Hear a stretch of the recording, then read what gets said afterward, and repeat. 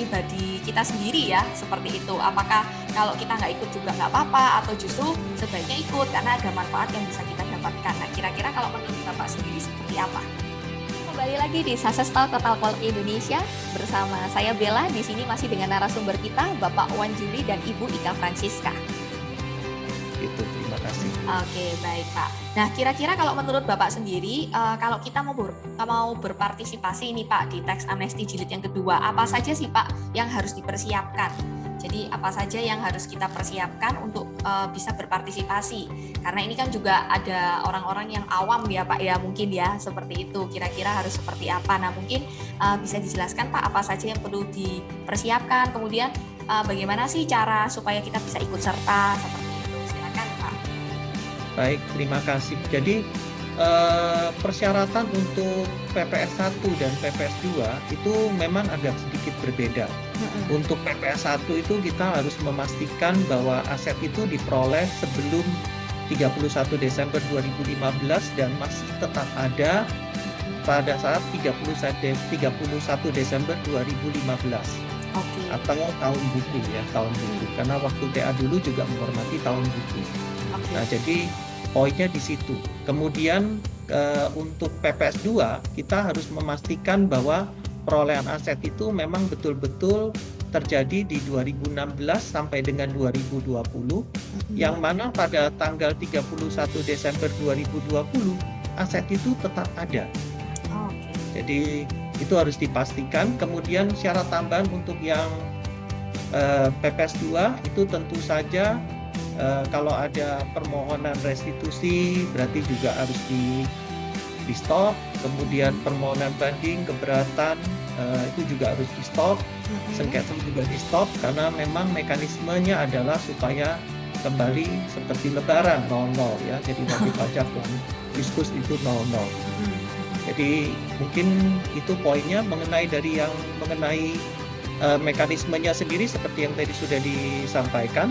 Itu memang melalui online ya, di online sana tinggal mengisi dan ya sudah, paling nanti kalau perlu melampirkan surat ya seperti surat pencabutan permohonan banding, permohonan keberatan, itu harus dicabut, dilampirkan, ya sudah, harusnya tidak ada masalah. Tentu saja melampirkan bukti bayar ya, tentu saja melampirkan bukti bayar, dan sekarang penekanannya pada bukti bayar itu adalah tidak bisa lewat TBK, harus bayar lewat NTPN. Jadi harus bayar lewat kode billing, kemudian bayar. Tapi tidak bisa lewat pemindah bukuan dari pajak yang sebelumnya sudah dibayar. Jadi memang maunya ini khusus, ya harus khusus seperti itu. Terima kasih. Oke. Kalau dari Bu Ika mungkin ada yang mau ditambahkan Bu, kira-kira yang bisa dipersiapkan lagi kalau kita mau berpartisipasi di Tax Amnesty Jilid yang kedua? Iya, yang pasti harus siap punya uang ya untuk bayar.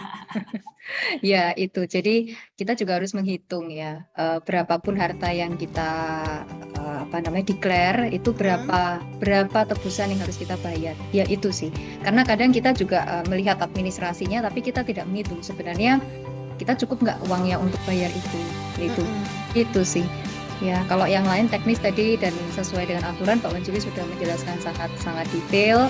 Ya itu, cuman saya mengingatkan aja jangan lupa ngitung uangnya cukup enggak. Anggarannya cukup atau enggak ya Bu ya? Iya, karena ada juga yang nanya kemarin tuh sempat ada acara juga, mereka nanya ini bisa nggak kalau kita angsur gitu ya.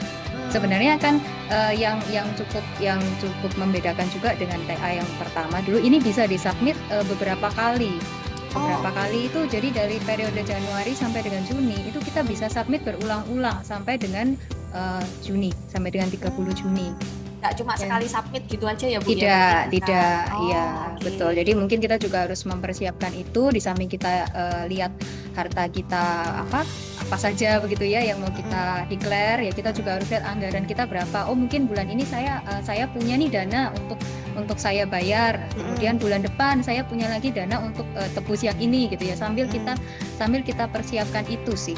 Itu poinnya mungkin yang bisa saya tambahkan. Berarti kalau seperti itu tidak menutup kemungkinan ya Bu ya, kalau misalnya kita submit beberapa kali, tapi pembayarannya juga bisa berdasarkan submitannya kita itu juga bisa ya Bu? Harusnya begitu, karena kan begitu kita submit kita akan bayar juga kan. Betul. Iya, begitu. Kalau Itu sih. mengenai ininya Bu, kan katanya kita harus menyediakan anggarannya. Nah, pada saat kita submit, apakah nanti penghitungan dan segala macamnya sudah otomatis di aplikasi online itu atau Otomatis akan keluar, ya? sangat user friendly, makanya nggak sampai 5 menit, hanya klik kayak beli di Topet itu. Sama kayak kita beli Gojek sudah langsung kehitung kan diskonnya berapa ya gitu. Ilustrasinya seperti itu. Oke, berarti nggak usah pusing-pusing hitung-hitung lagi ya Bu ya seharusnya. Harusnya nggak, selama kita sudah tahu harta yang mau kita laporkan apa, kemudian kita mau ikut tarif yang mana, begitu. Itu sih.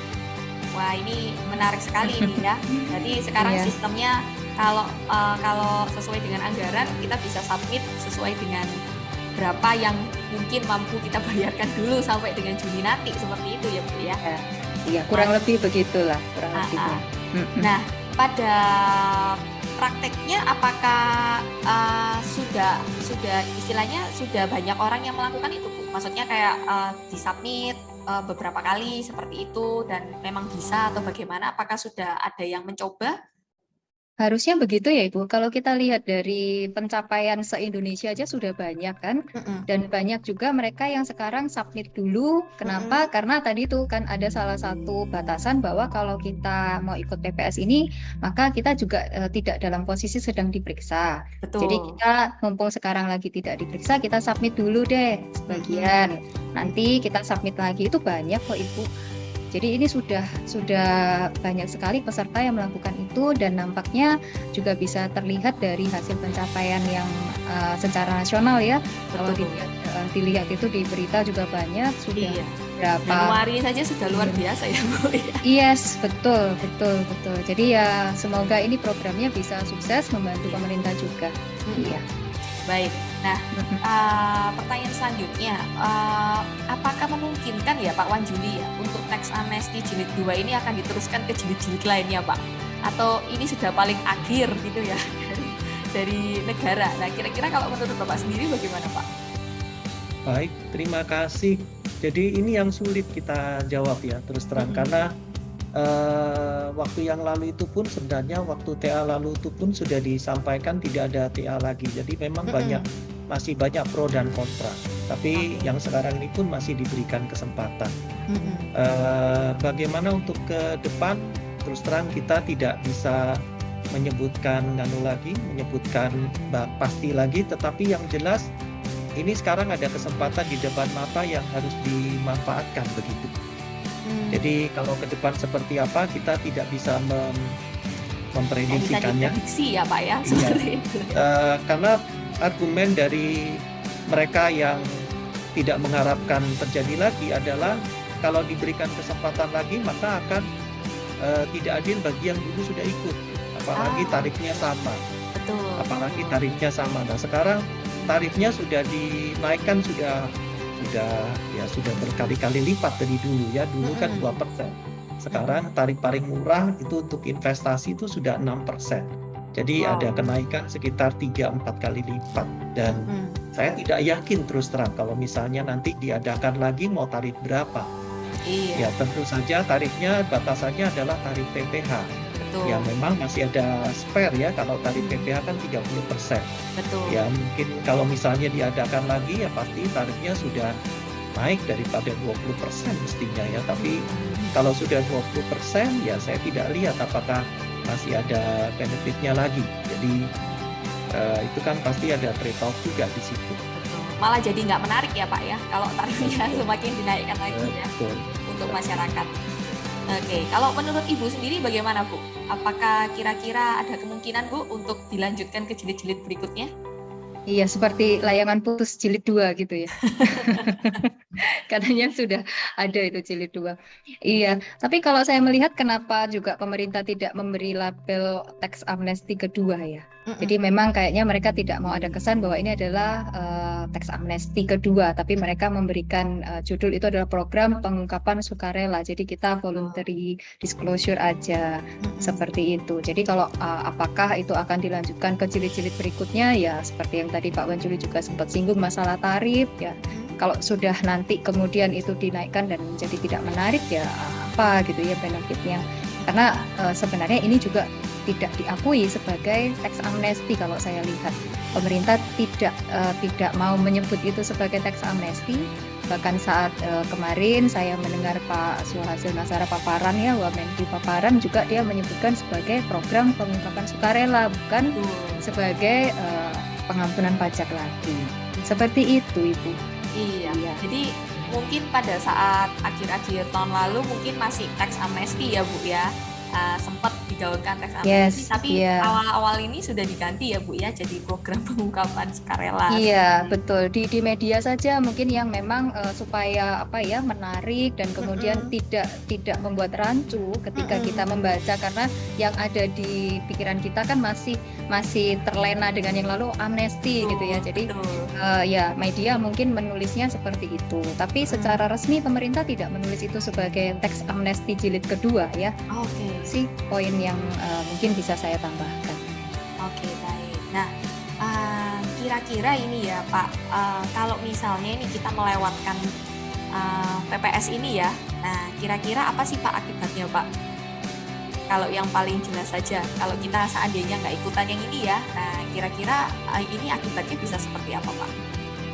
Baik, terima kasih. Jadi terus terang akibatnya seperti yang tadi ya. Jadi kalau tidak mengikuti PPS ya tentu saja kalau tidak mengikuti PPS kebijakan pertama tentu saja bisa diancam dengan sanksi 200% ya apabila pajak menemukan ada harta yang belum diungkap. Kalau tidak ikut ke PPS kedua ya prinsipnya juga hampir sama, tetapi mungkin atas harta yang ketahuan itu bisa dikenakan sanksi ya, dan itu mengikuti ketentuan yang umum. Jadi sampai di situ sih. Jadi sayang sekali kalau tidak dimanfaatkan kesempatan ini untuk benar-benar. Oke, baik ya Pak ya. Jadi sebaiknya sih kalau bisa ya mengikuti ya Pak ya. Belum tentu juga ada yang berikut-berikutnya lagi ya. Jadi sebaiknya PPS 1 dan 2 ini benar-benar dimanfaatkan seperti itu ya Pak ya. Iya, kecuali dalam kondisi yang mana wajib pajaknya sudah yakin ya bahwa kewajiban perpajakan yang dilakukan selama ini sudah benar, sudah genap, dan hartanya juga semuanya sudah terlaporkan. Ya dalam hal itu ya tentu saja tidak masalah ya, karena semuanya sudah proper, sudah baik begitu. Ya, terima kasih. Baik ya. Baik Bu Ika, ini saya ada pertanyaan menarik ini ya. Tadi kan katanya kalau kita mau ikut PPS ini kan yang penting yang harus dipersiapkan tuh salah satunya adalah anggarannya ya Bu ya. Nah ini kan terkait dengan pandemi Bu. Tentu kan juga sedikit banyak perekonomian kan juga terdampak ya Bu ya, seperti itu. Nah bagaimana dengan pihak-pihak yang mungkin kemarin masih belum ikutan di PPS 1 ya kan, tetapi karena ada pandemi ini juga terdampak juga Bu, sehingga mereka juga akan kesulitan Bu dalam melakukan pembayaran mungkin ya seperti itu. Nah kira-kira kalau menurut Ibu sendiri bagaimana? Iya, pertanyaannya menarik ya. Jadi memang ketika kita nggak punya dana ya kita harus mencari ya bagaimana caranya. Salah satu yang bisa kita pinjam ya lembaga keuangan itu sih. Jadi kemarin memang sempat ada wacana apakah nanti pemerintah akan membantu seperti itu, tapi rasanya belum ada solusi juga. Jadi harusnya ya kita sama seperti katakanlah kita kepingin sesuatu tapi kita nggak punya dana ya kita harus berusaha mencari ya, salah satunya mungkin melalui bantuan dari lembaga keuangan ya, dari bank atau semacamnya. Itu sih, karena ya kita nggak mungkin kan untuk mendapatkan sesuatu kemudian kita nggak punya dana mau mendapatkan itu gitu loh. Karena kan mau nggak mau ikut PPS ini kita juga salah satu yang tadi Pak Wanjuli sebut ya kita harus submit bukti pembayaran. Pembayaran itu ya artinya kita sudah berikan fresh money gitu loh, tidak bisa juga lewat pemindah bukuan, itu nggak bisa. Gitu. Itu sih. Iya itu. Atau ya mungkin salah satunya ya muncul pertanyaan apakah bisa diangsur tadi itu ya Bu ya. Ya sementara sih kalau kita ngomong masalah angsuran ya itu tadi kita membagi saja karena ini kan masih bisa periodenya sampai dengan 30 Juni Bu. Ya, sambil kita atur, kita hitung begitu ya. Oke, baik Bu. Nah, yang terakhir mungkin ya, apakah ada pesan mungkin dari Pak Wan Juli dan Ibu Ika ya terkait dengan para pemirsa yang mungkin menyaksikan Success Talk ini ya? Mungkin silakan dari Pak Wan Juli dulu. Baik, terima kasih. Mungkin saya sedikit menambahkan saja ya, kalau selain ikut PPS, wajib pajak juga bisa melakukan pembetulan. Jadi itu yang pertama harus ditekankan. Yang waktu lalu saya pernah ditanya bagaimana untuk pensiunan yang mendapatkan harta warisan, pada pensiunan ini tidak punya dana yang cukup untuk ikut PPS. Ya saya cuma sampaikan ya kebetulan kalau dari yang kita bisa lihat sekarang ya betulkan saja SPT-nya. Kalau ikut PPS ya tentu saja akan ada tebusan ya, harus ada PPH. Sekarang bukan tebusan, kalau tebusan kan zaman dulu amnesti, sekarang istilahnya PPH final. Ya, tapi intinya pemerintah tidak menutup kesempatan bagi wajib pajak untuk berbenah diri. Ya malah sekarang kesempatan itu ditambah. Nah pesannya berarti apa? Ya sekarang ini saat kita untuk mengevaluasi kewajiban perpajakan kita, dan apabila ada yang kurang, yaitu sekarang kesempatannya untuk diperbaiki, jangan dilewatkan. Terima kasih. Oke, mantap. Terima kasih ya Pak Wan Juli. Dari Ibu Ika mungkin? Iya, mungkin saya menambahkan saja, hilangkanlah pikiran-pikiran negatif kalau misalnya ini disebut ada jebakan atau apa gitu ya. Jadi kita akan lebih nyaman kalau kita berpikir positif saja. Jadi daripada itu berpikiran negatif, coba kita melihat lagi apa yang sudah kita laporkan, apakah itu sudah oke, apakah sudah terlapor semua atau memang belum gitu ya. Jadi kalau memang sudah oke ya monggo silakan, nggak ikut juga nggak apa-apa. Harusnya kalau itu masih ada yang kurang ya ini ada sarana baru ya. Selain tadi yang Pak Wan Juli sebut, kita bisa menempuh pembetulan SPT, kita juga bisa menempuh PPS gitu loh. Jadi hilangkan pikiran-pikiran negatif yang katanya ini jebakan lah, ini hanya mungkin nanti juga akan diperiksa lah ya, seperti itulah. Jadi itu sih pesan yang mungkin bisa saya tambahkan itu. Terima kasih. Iya, ya intinya harus positive thinking seperti itu ya Bu ya. Betul. Kalau positive thinking, lingkungan kita ikut positif Ibu. Betul, Ya, jadi otaknya ya. lebih kenceng, tidurnya lebih nyenyak. Itu Betul. sih. Karena sebenarnya juga masih ada beberapa paradigma ya Bu ya, akan orang-orang tertentu yang mungkin masih kucing-kucingan ya sama pajak ya, seperti itu. Iya. Nanti kalau kita terbuka kan lebih tenang tidurnya ya. Betul. Ya, nanti kalau sudah tutup ini baru nyesel, kalau gitu dulu ikut. Nah, Iya. itu loh. Itu kan jadi ya kayak gimana? Ya itu. Karena kesempatan nggak datang 2 kali ya Bu ya. Iya. Itu aja sih Bu pesan saya. Oke, baik, terima kasih. Baik, terima kasih banyak ya untuk Pak Wan Juli dan Ibu Ika Francisca atas ilmu yang sudah dibagikan. Senang sekali hari ini bisa berpartisipasi dan menjadi narasumber dalam Success Talk Total Quality Indonesia. Nah, itu dia tadi bincang-bincang kita dengan Bapak Wan Juli dan Ibu Ika Francisca mengenai teks amnesti jilid yang kedua. Tentunya kita sudah mendapatkan banyak pencerahan mengenai teks amnesti jilid yang kedua, dan bagi teman-teman penonton yang masih belum dan tentunya ingin mengikuti teks amnesti jilid yang kedua, silakan, kesempatan masih dibuka sampai dengan 30 Juni tahun 2022. Terima kasih kepada semua yang sudah menonton channel YouTube Total Quality Indonesia, dan kita akan kembali bulan depan tentunya dengan narasumber dan tema yang berbeda. Apa kabar? Sukses!